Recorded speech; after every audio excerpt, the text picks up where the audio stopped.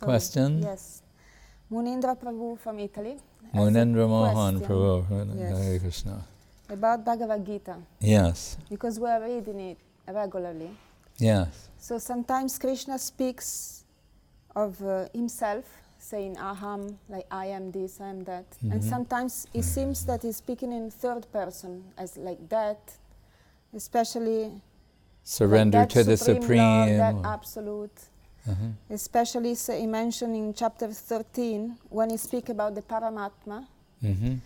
as the Supreme Lord that resides in every living entity. It seems that he speaks in third person. And in verse 1 to 4 of chapter 15, when he's speaking about the Asvatthama tree, he looks like he's quoting another scriptures. So, which kind of scriptures Krishna quote to reveal himself? And why sometimes he used I and sometimes that, mm-hmm. even if he's always him? Yes. Then we have to try and understand who is Krishna, which is a very good thing to do. It's the best thing to do. It's the only thing to do. And that is an infinite project. We're happy about that. We don't claim ever that we understand everything about Krishna. So, Bhagavad-gita, Krishna speaking about himself in different ways. Srimad Bhagavatam, it's the book of Krishna, the science of Krishna, science of understanding Krishna. And in the beginning of the Bhagavatam, Vedavyas, one of the slokas given there, gives the foundation for understanding Krishna conception. It's Vedanti tat tattvavidas tattvam yajnanam advayam. Advaya Gyan means, knowledge of the one. Right? And we shouldn't be afraid of that. The one means Krishna. Saying Advaya Gyan means there's this one thing to be known. There's only one thing you need to know. The Upanishads say, Yasmin vigyate sarvam eva vigyatam bhavati. Try to know that one thing, upon knowing which everything is known. That means the absolute. Right? The supreme absolute truth. And the language of Saraswati Thakur, the personality of Godhead. And Srila Prabhupada, he liked supreme personality of Godhead. Because if we study this carefully, we'll hear in the Bhagavatam so many avatars of Krishna, incarnations, and even they can be categorized. Leela avatars, Yuga avatars, Guna avatars, Shaktavesh avatars, Manvantars, many things to understand. So the Bhagavatam says, this one thing, this one substance, and God, although Saraswati Thakur, we're told he preferred Godhead, because God, when we hear that word, even to this day, it invokes the Judeo-Christian God, the biblical God, or as they say, Judeo-Christian, just, what was there, and then the second version of that. That's why it's Judeo-Christian, right? Someone came along, well, not just someone, but came and said, all right, here's a new interpretation on what we have, and then that becomes so Judeo-Christian when we hear God.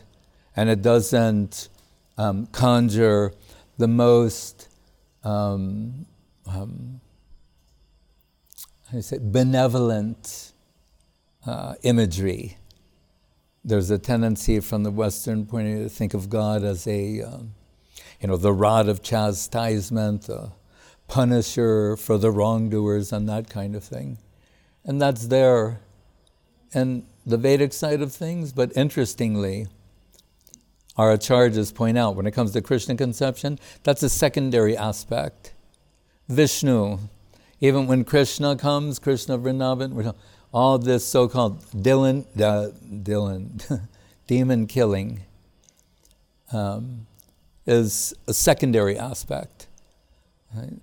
Vishnu carries the Shankara Padma chakra, carries the club and the chakra for that.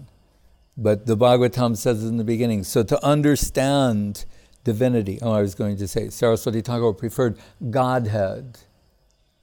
Srila Swami Maharaj Prabhupada, he preferred, in most instances, Supreme Personality of Godhead. Right? I remember when at ISKCON Press, they had acronyms for the typesetters. And you'd read these documents and it would always say SPOG. And I'm like, who's SPOG? Who is this SPOG person? But SPOG meant there you should type Supreme Personality of Godhead. Otherwise I said, this SPOG person seems to be controlling everything. Yes, Supreme Personality of Godhead. And I think also this little girl, the first little girl to be named Saraswati, not the last, daughter of Shyam Sundar and Malati, and Prabhupada liked her, she's like a 4-year-old girl or something. But he would say, she knows how to preach. She goes up to people and says, do you know who is Krishna? And they look, and she says, Supreme Personality of Godhead. Prabhupada said, that is preaching. That's true. If you will just say, who is Krishna? Supreme Personality of Godhead. It'll be very clear what you're talking about, be beneficial for you, for everyone who hears. It has Advaya Gyan. But this one Supreme Personality of Godhead, Swayam Bhagavan, who's emanating so many avatars, incarnations, etc., can be known in 3 aspects. Brahmeti, Paramatmeti, Bhagavan. Brahma, Paramatma, and Bhagavan. So at the very beginning, and it's not something peripheral, incidental, trivial. If 10 cantos later, we're going to understand, Vikriditam brajabadu viridam jabishnu shradhan bhato anushvanaya dattavarnayedyak. Krishna's pastimes with Srimati Radharani and Brajagopis, if this isn't understood first properly, then there's going to be, digesting these pastimes is going to be problematic. Right? Even while in the very sloka, it says, Vikriditam brajabadu idam. So, who has pastime? It's saying brajabadu means the Brajagopis, Vikriditam means the Madhura Rasa pastimes. But then the name Vishnu does not have Madhura Rasa pastimes with the Brajagopis. So sometimes Vishnu means God. Like here, and instead of saying Krishna, in the event that you may think that when Krishna is referring to himself personally, or he's mentioned, that he's not human-like, but human, then that'll be a disastrous way to conceive things. Vikirditam brajabadu Brajabidu bir idam cha Vishnu. So it's reminding us, these are the pastimes of the infinite, divine, supreme, absolute, Swayam Bhagavan, personality of Godhead. But Brahma, Paramatma, Bhagavan. So sometimes, we could say, according to one's position, they're being encouraged along the Brahman side of things, that all unifying spiritual substance that's all accommodating, everything can be included, it's all inclusive. And the Krishna also says, what is it? Param Brahma, Param Dham, Pavitram, Paramam Bhavam. He's the Parabrahma. Elsewhere, sometimes Guru Maharaj will mention, the Vedas, one can get this impression from reading Vedas, Upanishads, different points of emphasis. Because after all, they're Kalpataru, the desire tree, wish-fulfilling tree. Like we sing the song every day about the Goswamis, Abhishta Puran. You can render that, and taking the remnants of their lotus feet will fulfill all desires. We see this in different places in the book. Will fulfill all your desires. That can be taken in different ways. Someone may think they're mundane desires, or their general spiritual desires, or deep in the heart's core, those sort of desires. What shall it be? So, in dealing with the Veda, there's that tree of Veda, and fulfilling everyone's desires.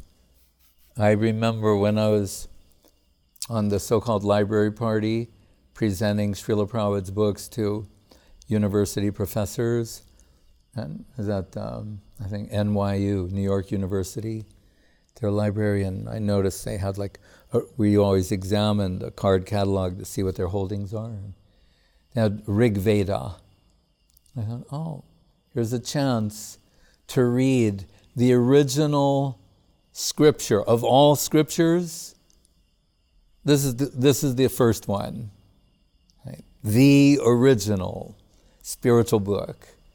I thought, and I'm thinking, I'm going to open the page and it's going to be like, Ishvara Parama Krishna, Sachidananda Vigraha, Anadi Adir Govinda Sarvakarana Karana. I'm saying it must begin something like that. Probably how Krishna, everything's coming from him, and it must be marvelous how it begins. And I open it up and I'm like, a few pages, seeing something around Agni, and then some other Devata. So I was like, I'll thumb through to the good parts,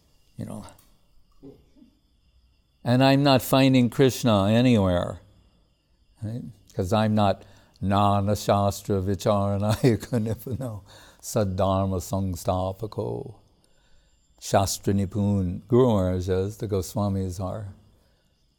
And I'm, at first I'm feeling like, why? What's going on here? Krishna says in Bhagavad-gita, Vedaischa sarvaira hangeva vedyo.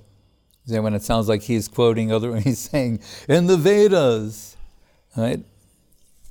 Vedanta Vid, Vedakrit, Eva Chaham. The Vedanta, the Vedas, all these books, they're about me. I was saying the other day about Nimai Pandit telling those girls on the banks of the Ganga, and those pastimes are very sweet, but he's saying they're worshiping Shiva and other gods. They want to get a good husband and a good life. And he's saying, the people you're worshiping, they worship the water from my lotus feet. And they're thinking, Nehemiah, you shouldn't speak like that. That's offensive. He's saying, no, I'm actually telling you the truth. These gods that they worship me nonstop all the time. And they're saying, oh, don't say, we don't want to hear these kind of things. He's saying, no, I'm actually telling you the truth. So in Bhagavad-gita, sometimes Guru Maharaj would say, shamelessly, Krishna is pleading with Arjuna when he says, it sounds funny when he says, Manmana bhavamad bhakto madhyajimam namaskuru mame vaishasi satyam te priyosime. Ends in two different ways. But bhaktosime, priyosime. Yeah. Anyway, he's saying, Arjuna, he's saying, you can trust me, and just shortcut, I'm telling you the truth. I'm everything. But no ifs, ands, or buts, as the saying goes. No, I'm everything. Ahang sarvasya prabhavo mattak sarvam pravartate. That's kind of a shock to have, someone sitting next to you. You're both sitting on the same chariot, and he's actually driving.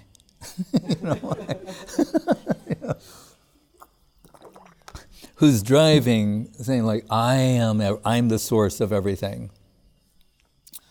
So that's a lot to sort of get your head around, your heart around, the intellect. So Srila Jiva Goswami advised Achintya Shakti. So if you're going to get involved with any thoughts about divinity, first thing, accept the premise. He has inconceivable potency. Like the teacher can write it on the board. Achintya Shakti, this is going to be on the test. Inconceivable power. Because then all these, first get to the Achintya, if you accept Achintya Shakti, God, the supreme, absolute truth, source of everything, must have inconceivable potency. That will dispense with a lot of questions right there about can he do this, can he do that, why this, why that, those kind of things. So inconceivable power. But here, the Bhagavatam, saying Brahma, Paramatma, Bhagavan, we find out that Brahma, like the Brahmavadins, those appreciating the spiritual oneness of everything, and there's a certain legitimacy to that. We're not here equating that with Mayavad. That's another thing. Brahmavad and Mayavad are not necessarily the same thing. So let's not deal with Mayavad right now, but just with Brahma, appreciating the spiritual quality, essence of everything. Right? Like the Kumaras we're like that, and they're Leela, pastimes. Then what? Tasyaravinda Nayanasya Padaravinda Kinjalka Misra Tulasi Makaranda Vayu Antargatam Swavirena Chakaratesham Sankshobhyam Akshara Jusham Api Chittatanvo. They smell the lotus feet of the Lord mixed with the tulsi and the saffron, and this aroma transforms their existence. Right? This divine aroma. And interesting, this is not something that's insignificant or trivial, because Guru Maharaj points out on that, with reference, like the Ashwatthama tree sloka you're also mentioning, that what we learn from that in a nutshell is the material world is a perverted reflection of the spiritual reality. Branches downward, roots upward. The root of material existence, the perverted reflection of the spiritual world. Is that plain? Everything's inverted. So here, as it moves from sound, ether, sky, ether, etc., what is that? Air, water, earth. Earth, punyo gandhak prativyam cha. Earth reveals aroma. So here, earth is the grossest element. Sound, most subtle, and the least subtle, the most gross, earth. But earth produces aroma.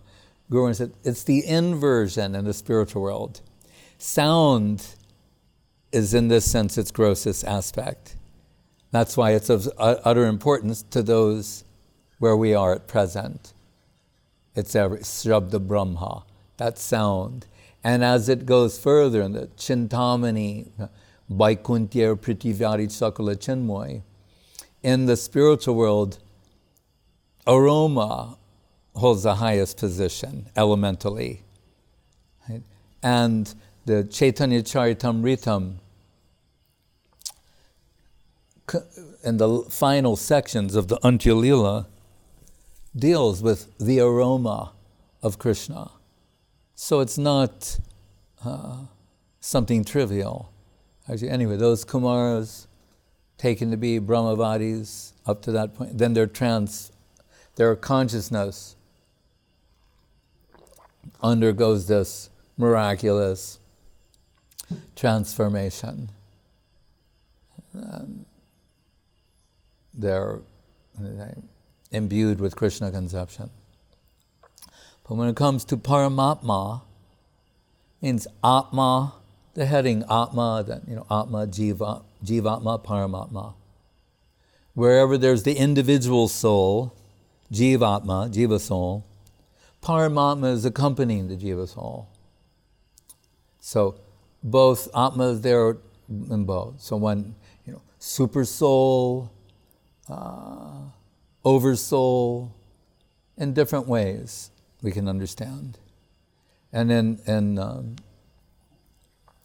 it's mentioned in the Upanishads, Dwa Suparna Sauja Sakaya, like two birds sitting on a tree. In this example, the tree is like karmic activity.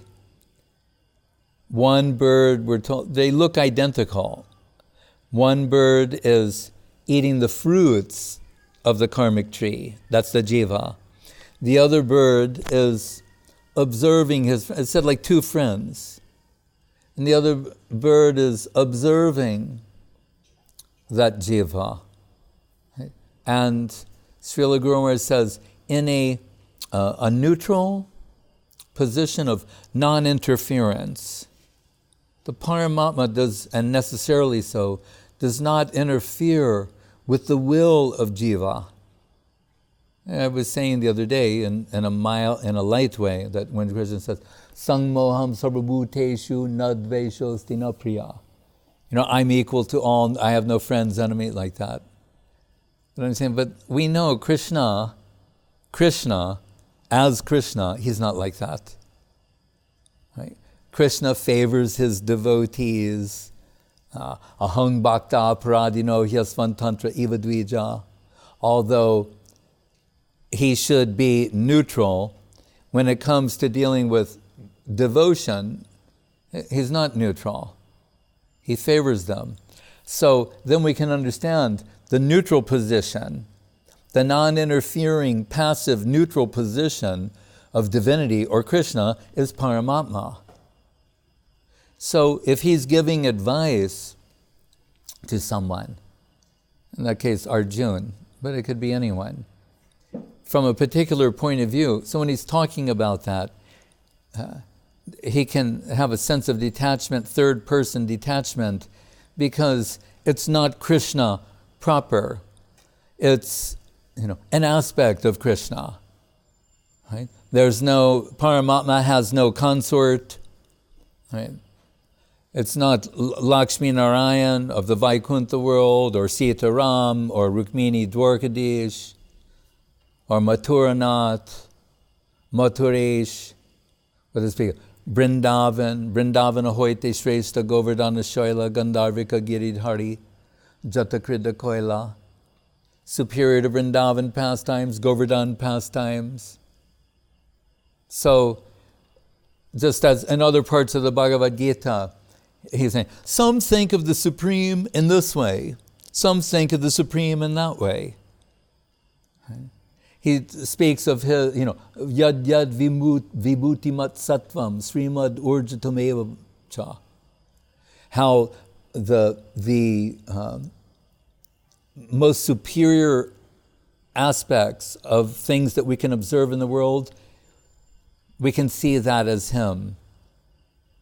Right? In relation, punyo ganda prativyam cha tejas chasmi viva, the light of the sun and moon.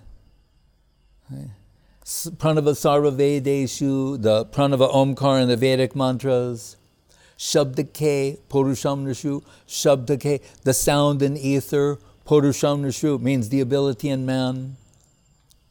Like when we hear that people do something, everyone they say, and this person just won, 7 gold medals at the Olympics. Right? For that moment, they're Krishna. That person's Krishna, like Andy Warhol might say. For 15 minutes, everyone will be Krishna. No, he said for 15 minutes, everyone will be famous. But it's similar. So when someone does something that it catches the world's attention, right? That's a type of vibhuti. And we're saying it's almost divine. It is divine to a certain degree because at that moment, in that instant, they personify what is supreme. So Krishna is saying this is a type of culture also. So if someone says, oh, look at the moonlight is extraordinary. Like the other night on Gaur Purnima, we were looking at the golden moon. And really, it was visibly golden. It wasn't a fantasy. It was visibly golden. So we're looking, and even tonight, well, I don't know, I think so. But the moonshine. And moonshine is appreciated in so many different ways. Right? And Krishna says, rasoham apsukonteya prabhasmi shashi. Shashi means the moon. I'm the light of the moon. So when you're fascinated by the light of the moon, a devotee doesn't have to think like, oh, I shouldn't be into this moonlight. It's mundane. No, you can say, oh, it's extraordinary. It's supreme in its own way. It's Krishna, the light of the sun. Extraordinary. Krishna. When I went with Avadut Maharaj to Albuquerque, New Mexico, 6 years ago, was like the full dome, the seeds of full dome. And we're at the university there, and they're showing these shows. And one of the shows was the sun. But they're actually showing, a film of the sun with special filters, and you're looking at the sun. It's amazing. And we know how amazing sunlight is, and moonlight. So Krishna is saying, that's a way of seeing me when you see those things. When you see the best of something or these things in nature, they are rasoham apsukonteya. The rasa of water. Prabhasmi shashi, pranava sarvavedeshu, shabdake, and many other things. Jivanam sarvabhuteshu. So, in Gita, Krishna tells Arjuna in that chapter, Upadrastanumantacha bharta bhokta maheshwara paramatmeti chapyukto dehesmin purusha para. So he says, I am there as an observer. Right? That's his observing position. And that observer means non-interference. Although we can say, if we want to get into some fine point, that conscience that sometimes some suggestion is coming to us through conscience, not to do this or to do this. Something, it's like a very conscious, it's a suggestion, but non-interference with the free will of the jiva. But interestingly, he says, but I can also force you, he's telling Arjuna. Better you come to these conclusions on your own, but if necessary, I can also force you to do these things. But generally, he's not. So, in one sense, if Krishna speaks about the Paramatma with some detachment, it's understandable, because that's not him personally, and the full personal representation of who he is. So, and we could say, just from, almost a chronological, numerical sort of thing, that's in the 13th chapter. When we get to the 18th chapter, that's where all of this,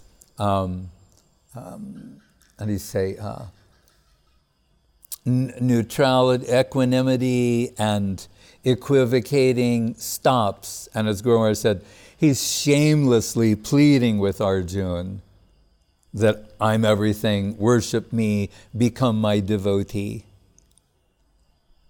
When he says, what does it say? Paramam bhaja, shrinu me paramam bhaja. Like this is my Parama guhyam me, the supreme secret. Now I'm going to tell you. After I've told you all these other things, now hear this. Here comes the supreme, most confidential thing I want to say to you. And that's when he says, give up everything, surrender to me, become my devotee, always think of me. Then he's not speaking of a third person. He's speaking very personally about himself. And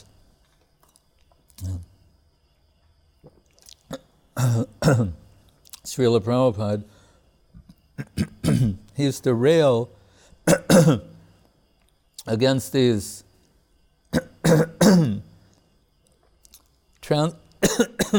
translators of Bhagavad-gita. And he said they would take Krishna's words and use Bhagavad-gita as a vehicle for their own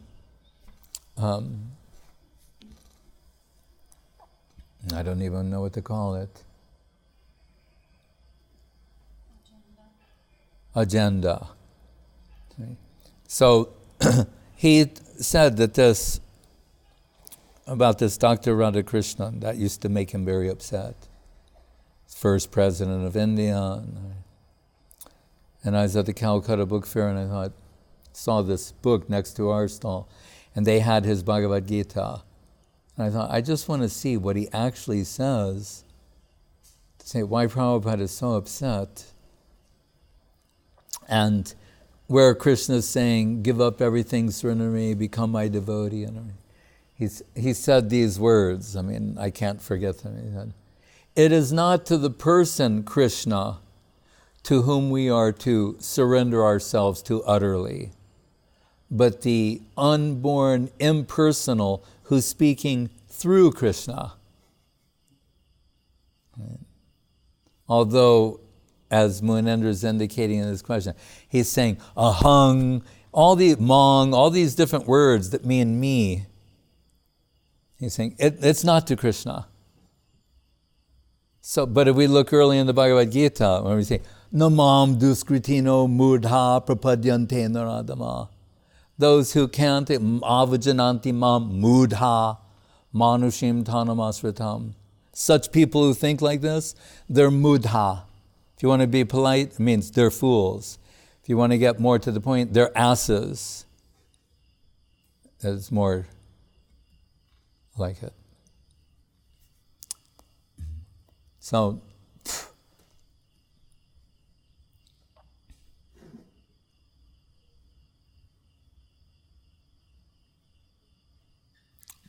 it's a question, Brahma, Paramatma, and Bhagavan.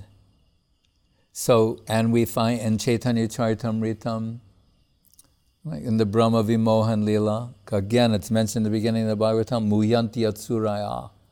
Even the gods are bewildered by the Aprakrita Lila of Krishna, his human-like pastimes.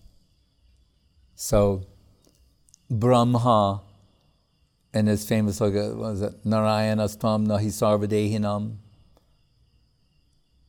Atmasya Jantur, okay, I forget the rest, but he's saying to little Krishna, big Brahma, forehead, little Krishna, he said, "Are you not my father, Narayan?" And Kaviraj Goswami has Krishna saying, "How can I be your father? I'm 6 years old, I'm 7 years old." He's playing with Brahma. And Brahma starts showing us how much he knows about different avatars and incarnations, the Chatur Vyuha expansions, Purusha avatars, Mahavishnu, Garbhodakshai Vishnu, Kiradakshai Vishnu, and I'm Atmabhu. Brahma's born from the lotus of Garbhodakshai Vishnu, from his navel. So, are you not my father? And Krishna's just, Gurudev once said, after hearing all these prayers and saying, then what did Krishna, how did he respond? When Brahma's begging forgiveness and thinking maybe it's better that he had one, similar to Uddhava's sloka, he has his own sloka, but it's a little more, less specific. It's more general. Uddhava said he wants to be a dust in the soil of Vrindavan, or a gulma, a creeper, a lata, braja lata. Like when we were in Uchagaon, Lalita, the house of Lalita, Saki, and there's some little children nearby. They attach themselves to visiting groups of devotees. They kind of tag along wherever you go. And there was this little girl, and I asked her, after a while, I said, "What is your name?"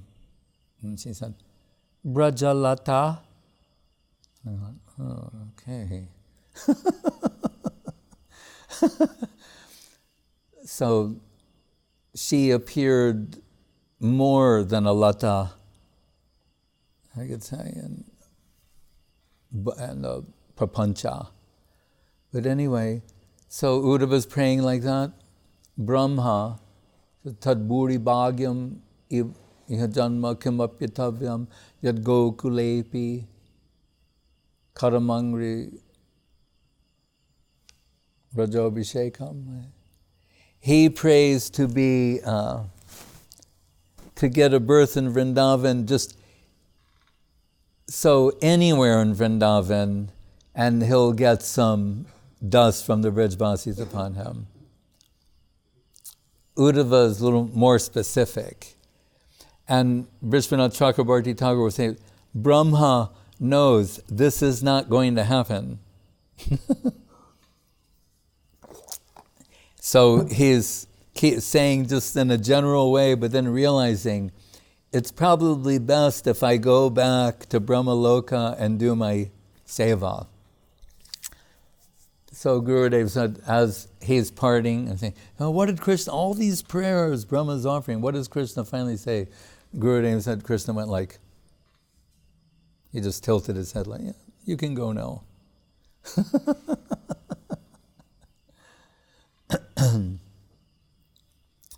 So the Braja Gopis, they're not eager for Paramatma, right, or the Parabrahma. Right? So the Paramatma, sometimes devotees confuse this. Paramatma, that is the goal of yogis. They're trying to connect with the Paramatma. Brahma Samgita says, what do devotees see in their heart? Do they see Paramatma when the eyes are anointed with pure devotion? It doesn't say that. It says, Premanjana Churita Bhakti Vilochanena Santak Sadeva Hridayeshu Valokayanti Yang Shyama Sundaram Achintya Guna Swarupam Govindamari Purusham Tamahamajami. You see, young Shama, Achintya Guna Swarupam, back to where we start, Achintya. Achintya Guna Swarupam, the inconceivable, beautiful form of Shama Sundar, Krishna. That is their target. In the 11th chapter, Virat Rupa, Krishna shows that universal form to Arjuna. And it's so mind-blowing that Arjuna is somewhat fearful and praying for, like he's had enough. And we're told, Taneva Rupena Chatur Bhujena. Krishna assumes a four-armed Vishnu form, and Arjuna starts to become more calm. But then at last he shows what he calls his Somya Rupam, 2 arms, human-like form. And he says, this is the form that the greatest souls are ever eager to have a glimpse of. Reality, the beautiful. When Mahaprabhu says to Venkatabhata, why is your Lakshmi want to have rasa with my Krishna? He's saying, well, Siddhanta Tattva Bhavedepi Shri Shu Krishna Swarupayo. Narayan and Krishna, ontologically, philosophically, more or less the same. But Krishna, for a particular pastime, showing this way, Narayan another way. Mahaprabhu is saying, oh, okay. But why is she not allowed to enter into those pastimes? Whereas others are, who don't even appear to be as qualified as she is. Kasyanu Bhavosya Deva Vidmahe Travangri Renu Sparashadikara Yadvanchana Sri Lalana Charatapo Vihaya Kaman Suchitam Dridhavrata. In the Tapovan and the forest for where you execute penance, austerities, Lakshmi Devi, for lifetimes, performing penance to try and get entrance into Rasa Lila and not given admission. Not wives of Kali, but our husband, who not too long ago was offensive, now he's got the dust of your lotus feet that is sought after by so many, and how fortunate he's become. Lakshmi Devi tried, and she couldn't get, now he's covered with us. And then Mahaprabhu says that, and so on the one hand, she wants to have rasa with Krishna, but we see the Braja Gopis show no apparent interest in Narayan. So what to speak of Paramatma, right? Narayan of Vaikuntha, Narayan of Lakshmi and Narayan fame. They're not interested. Right? When Krishna plays that joke, they're searching for him, searching for Sri Krishna, reality the beautiful. And he pushes out 2 more arms and showing 4 like Narayan, and upon encountering him, the Braja Gopis are disappointed. It says, Rago Daya Kunjati, the rag in their hearts, Kunjati, it's crushed. Those sentiments are crushed. And they say, Namo Narayan, have you seen Krishna? What are you saying? So Lakshmi Devi wants to enter, cannot. Braja Gopis encounter Narayan and have no interest. So Krishna, what to speak of the devotees, we're told, Balaram is attracted to Krishna, Vishnu is attracted to Krishna, and Krishna is attracted to Krishna. When he sees his reflection in the jewel column or in a mirror, in a picture, he becomes so enchanted that he said, suddenly I have sentiments similar to Radharani's. Who is this person who can cause this?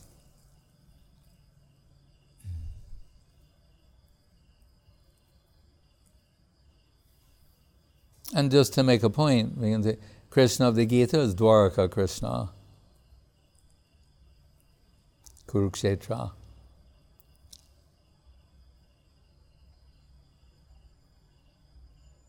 So, somewhat aloof, or we say from a position of detachment, he can speak as if he's talking about someone else. But actually, as he tells Arjuna, I'm everything.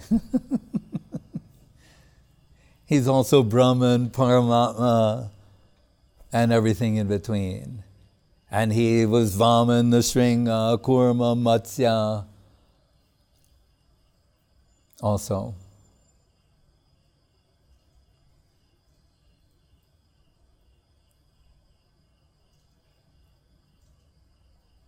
Ananda Chenmaya Rasa Pratibhavitavis Tabbirya Eva Nijarupa Kalavi. Nijarupataya Kalavi. Goloka Eva Nivasatya Kilama Bhuto Govinda Mari Purusham Tamaham Bhajami.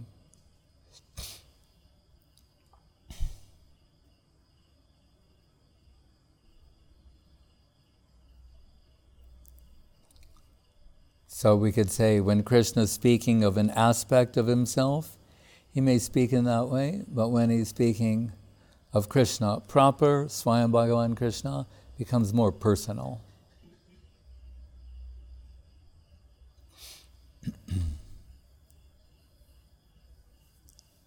Ahang, I, me.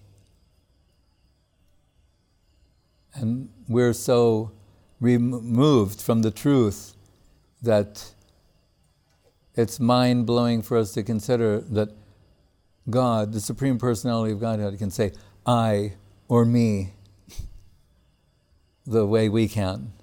We deny the absolute, that possibility.